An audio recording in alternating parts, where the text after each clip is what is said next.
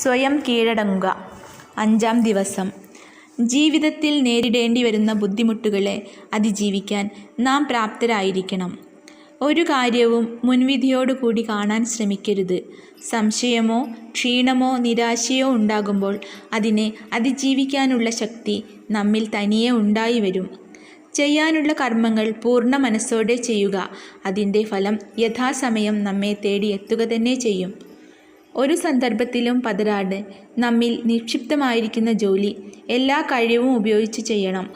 നമ്മുടെ ചെയ്തികളെ നമുക്ക് നിയന്ത്രിക്കാനാകും, എന്നാൽ മറ്റുള്ളവരെ നിയന്ത്രിക്കാൻ നമുക്ക് കഴിയുകയില്ല. അതുകൊണ്ട് തന്നെ മറ്റുള്ളവരെ കുറ്റം പറയുകയോ അവരിൽ നിന്ന് ഒന്നും പ്രതീക്ഷിക്കുകയോ ചെയ്യാതിരിക്കുക. നാം ഒന്നിനെയും ഭയപ്പെടേണ്ട ആവശ്യമില്ല. എല്ലാം നല്ലതിന് മാത്രമാണെന്ന് വിശ്വസിക്കുക. നമുക്ക് സുദൃഢമായ ഒരടിത്തറയുള്ളിടത്തോളം കാലം നിരാശപ്പെടേണ്ട ആവശ്യമേയില്ല.